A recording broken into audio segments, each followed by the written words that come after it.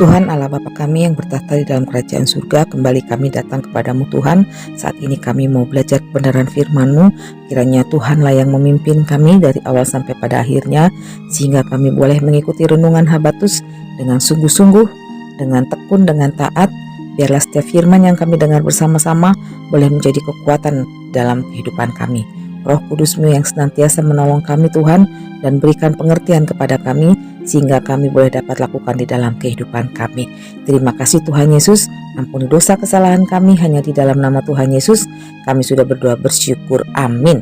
Nah anak-anak, kalau di sekolah minggu pasti ada tugas untuk membaca Alkitab, karena di dalam membaca Alkitab itu ada nasihat untuk kamu dan saya, supaya kita dapat mengetahui, mengerti mana yang tidak baik dan mana yang baik. Seperti pembacaan Alkitab kita yang diambil dari Roma 7 ayat 1-12, saya akan menolong membacakan ayat 12. Jadi hukum Taurat adalah kudus, dan perintah itu juga adalah kudus, benar dan baik. Anak-anak, Alkitab mengatakan bahwa menurut Rasul Paulus, fungsi hukum Taurat itu berhubungan dengan dosa. Pada dasarnya hukum Taurat itu baik dan kudus. Tetapi karena manusia naturnya adalah berdosa, ingat Roma 3:23, semua manusia adalah berdosa. Maka hukum yang baik itu membuat manusia berkeinginan untuk berbuat dosa. Sehingga pasti ada sebab akibat, yaitu hukuman dosa yang adalah maut. Karena natur atau kebiasaan manusia ingin mengetahui, maka dosa selalu menggoda hati manusia. Sehingga hukuman maut itu menjadi tidak terelakkan lagi. Kamu dan saya seringkali tergoda oleh sesuatu hal yang tidak penting dan meninggalkan hal yang paling penting. Seperti contoh yang saya katakan di awal, untuk membaca Alkitab terkadang malas, tetapi untuk bermain semangatnya luar biasa. Nah anak-anak, betapa malangnya nasib orang yang dikuasai dosa. Hal yang baik bisa menjadi buruk baginya. Orang yang menikmati dosa biasanya sulit untuk menerima nasihat. Tetapi hanya oleh anugerah dari Tuhan, maka orang yang dikuasai dosa dapat diselamatkan. Oleh sebab itu, kita harus bersyukur bila kita mendapat anugerah keselamatan itu.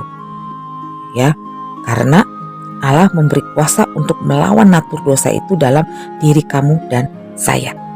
Anak-anak, hanya ada satu pribadi yang begitu mengasihi kamu, saya, dan semua orang di dunia ini.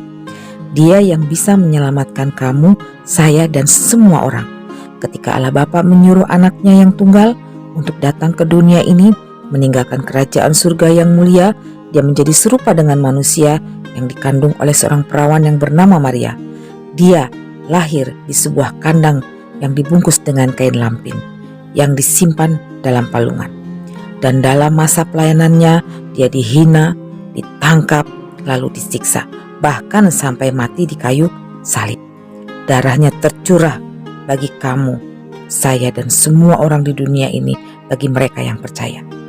Pada hari ketiga, dia bangkit, naik ke surga, hidup berkemenangan, kekal selama-lamanya. Semua yang dia lakukan untuk menebus manusia dari dosa. Kalian tahu siapa dia? Ya, dia adalah Tuhan Yesus Kristus. Hanya karena salib Tuhan Yesuslah kita dilepaskan dari belenggu Taurat dan dosa dan dipersatukan dengan anak Allah yang hidup. Anak-anak, maukah yang sudah percaya kepada Tuhan Yesus Kristus untuk terus melakukan hal yang baik dan menjauhkan hal yang buruk agar hidup kamu, saya, bagi Kristus? Mau ya anak-anak? Habatus, hidup aku bagi Kristus. Untuk anak-anak yang mau menerima anugerah keselamatan, Yohanes 14 ayat 6, kata Yesus kepadanya, "Akulah jalan dan kebenaran dan hidup. Tidak ada seorang pun yang datang kepada Bapa kalau tidak melalui aku." Amin. Mari kita berdoa.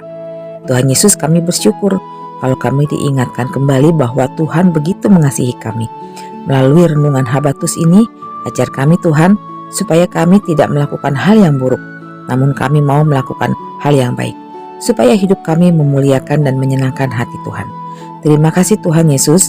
Dalam nama Tuhan Yesus kami sudah berdoa. Amin. Habatus hidupku